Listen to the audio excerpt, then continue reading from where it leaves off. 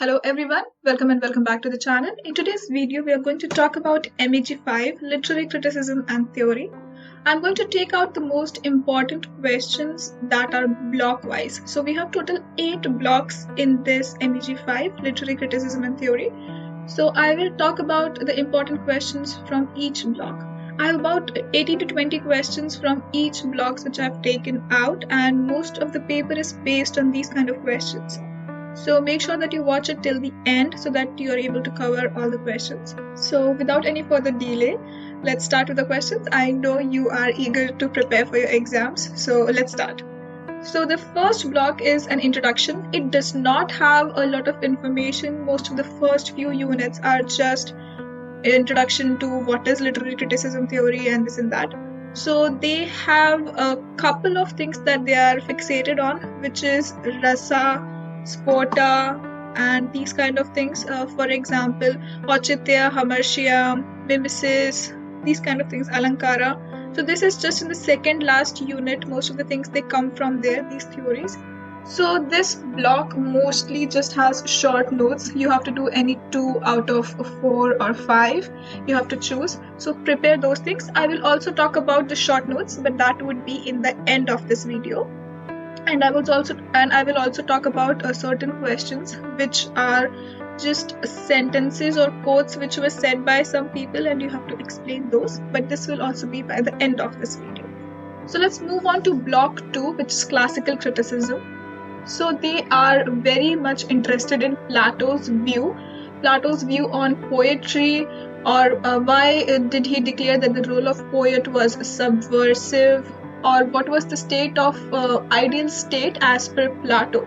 Why did he think that artists are the reason that keep people away from reality? Okay, so they are fixated with Plato and Aristotle's approach. What are the differences between their approach, and also about imitation, and how does Aristotle meets Plato's criticism of poets. Then they also talk about Plato's term of imitation or mimesis, and how Plato view art as twice removed from reality. These are certain questions which are just twisted or reworded in another way, but they are kind of the same question. Okay. Then they are asking about the 6 elements of tragedy according to Aristotle, and you might have to explain any 2 of them. So these elements of tragedy, they are also pretty crucial. Make sure you do that. Then comment upon Aristotle's view on mythos and ethos. Again, this is from the Greek tragedy. So this Greek tragedy is also very important. There are also a couple of questions just based on this Greek tragedy, but in one way or the other. I'm also putting these questions on the screen so you can understand what are the different ways that the question could be formatted. So you don't get confused when you see these questions on the screen that, oh, I did not prepare this. But it's about mythos and ethos of Greek tragedy. You studied tragedy. You know about Aristotle's concepts of tragedy. Then it's just the question, but it has been formed in another way. Okay. Then let's talk about Aristotle, how he argues in the favor of drama as a larger and higher form of art.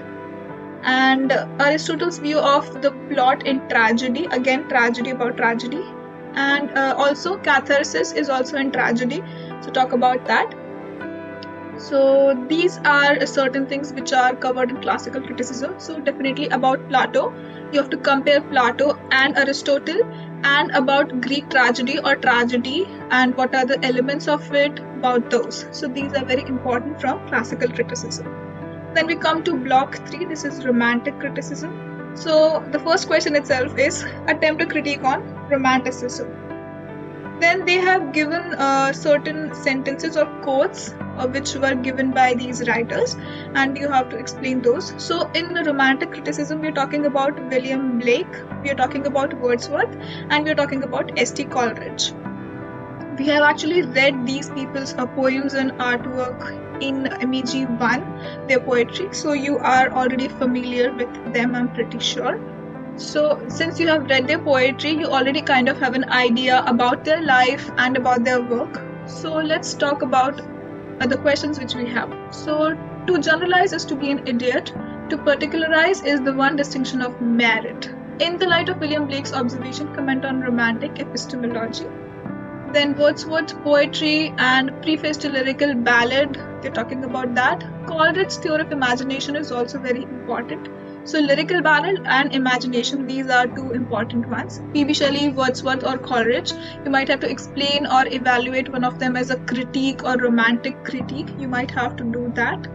And also fancy and imagination, these are one of the important ones. So how does Coleridge deal with the distinction between fancy and imagination? And he has talked about this in Biographia Literaria as well. So you might have to cover that. Then I'll come to block 4, which is about new criticism. So definitely understand what does new criticism have, the definition, have certain points, characteristics of that prepared, and how is it different from the previous criticism or practical criticism, how is it different, you have to have those points. And these points are based on I.A. Richards' theory, so you can read those. Then we have certain other critics, for example, Cleaneth Brooks or W.K. Wimsatt, John Crowe Ransom, T.S. Eliot, or Matthew Arnold. So what did they mention in their books? So you have to make sure that you are preparing these answers. Like you read what is effective fallacy, what is intentional fallacy. You should know what did Cleaneth Brooks write about, and you can just have like certain small paragraphs prepared in your notes that this is what this person did. So when it comes to the question, I can answer about this, because I know the biggest challenge is that you read everything, you understand everything, but in the end you would just be confused of, oh, did this writer do this or that writer do this, because they are so many. Okay, so you make sure that you have your short notes prepared in a certain way that you remember which one did what. Okay, so I feel that in this part, I.A. Richard and T.S. Eliot are very important. And of course, effective fallacy and intentional fallacy, they also come in short notes, and also they come in these like full length 20-mark question. So do that. Then you have, of course, you have all the other writers as well, like Cleaneth Brooks and this and that. So it's there on the screen. Also, I'm leaving a link to my blog where all these questions are there, so you can read from there as well. But I'm talking about the important topics, so I have talked about that. Then we come to block 5, which is Marxist view of literature. So you should understand what is Marxist view of literature to begin with. So you should understand what is Marxist literature, what was his point of view. Superstructures are extremely important when it comes to Marxism. If whatever question it is, well, definitely you will get questions on superstructures. It is one of the important ones. But also you can mention superstructures even if you are you have a certain other question about Marxism. You can also mention superstructures there. That's okay. Then you have to talk about the ideas of Karl Marx and Friedrich Engels. So as you know that there are like questions, and then you have to choose any 5 out of those. So if you have already made sure that you're going to attempt a question on Marxism, then you can just have like the definition of Marxism, what were the views of Karl Marx and Friedrich Engels, and then what is superstructure, and how is the Marxist view of literature affecting the literature or the criticism. Then this will help you in whatever question you are attempting. This will help you in answering all those questions. Make sure that you have those prepared. Then I will come to the feminist theories. I enjoyed this block a lot, but I know not a lot of people do that, but I did. So Virginia Woolf is very important. Ellen Showalter, that is also very important. And then gynocriticism and Simone de Beauvoir. Anyway, I mean, you just have to read these essays. You have to read, and these are very interesting essays. It is interesting to look at the point of view of women and how they actually got a chance to grow from when they started writing. These women, there was no women reader. There were no women reader because the women were not educated. They were not allowed to read or write. So imagine having a women writer, a women author, but she doesn't know whom to write for because men would not read her books because she's a woman. And women are not ready to read yet. They don't read. So imagine growing from that to finally when women were actually reading and all these things. So it was very interesting. So make sure that you have prepared these things. Gynocriticism, what was Mary Wollstonecraft talking about, what was Elaine talking about, what was Simone de Beauvoir talking about, and you can have those in your answers. Okay, let's come to deconstruction. So in deconstruction, they have taken different poems and play and drama, and then they have talked about it, but you will read it in a deconstruction way, that first you will break everything off and then you will analyze it one bit by bit. So what is the process of deconstruction? Is deconstruction an effective tool? How can you read this poem or this drama with the tools of deconstruction, and then you have to talk about it. Okay, what's the structural process? How does Derrida analyze the concept of design to show that there can be no determinacy in meaning? What was Derrida talking about? But most importantly, from deconstruction, the most important part is the death of the author. This is by Roland Barthes, and we always have questions in one form or the other about the death of the author. Like, you will mostly always have this question. So definitely do not miss the death of the author. You prepare this, there are high chances that you will get this question. Okay. Then the last block we have is the contemporary literary theory. So this is about post-colonialism and World War and how did that affect of how people were writing. And then also in this one we have points of Freud and Lacan and Foucault.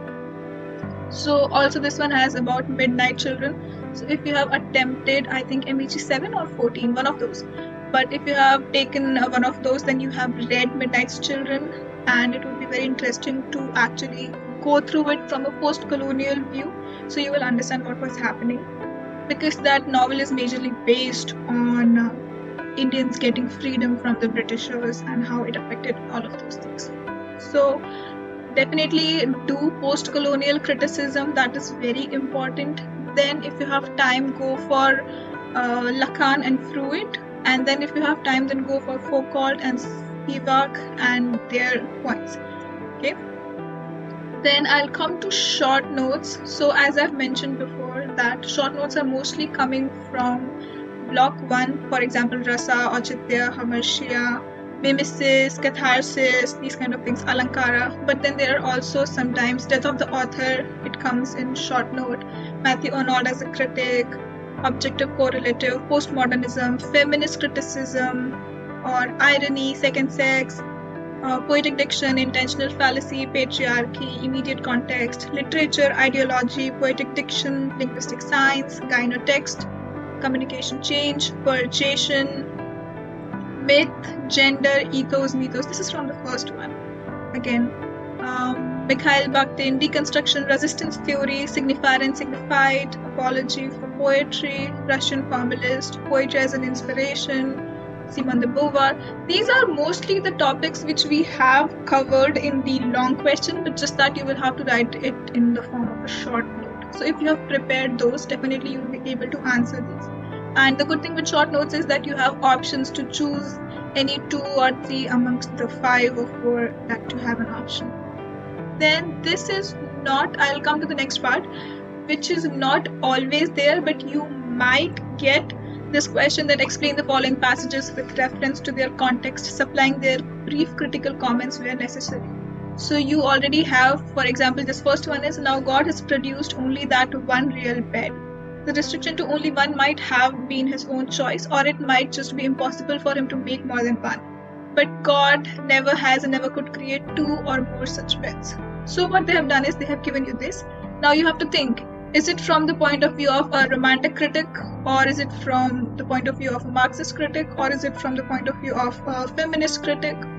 So you have to think, you have to give the context, the reference, and then you have to explain this. For example, if I take this one, the imagination, then I consider either as primary or secondary. So then I remember imagination and fancy was something which they were talking about in romantic critics, right, in Biographia Literaria. So then I will mention that this was the writer and this is from this blog, it is about the romantic critic and he is talking about this is imagination, this is fancy and this and that, and then I will answer this question. Okay. Usually with these questions also you will get options to choose from. These are certain important questions that you can prepare for your upcoming exam, and I'm also leaving a link to my blog where all the questions are there line by line, block by block, so you can prepare from those. And if you have already prepared, maybe if you go through the questions you'd be able to realize that, oh, maybe I need to work on this or that, or it will just give you more confidence that I have prepared, I know the answers for all of these questions. So whatever it is, make sure that you go through the questions. You can also pause the videos at certain places. If you want to take a screenshot, that is fine. And I wish you all the best for your upcoming exams. If there's anything that you would want me to cover, let me know. I would do that for you. And I'll see you guys in the next video. Do well in your exams.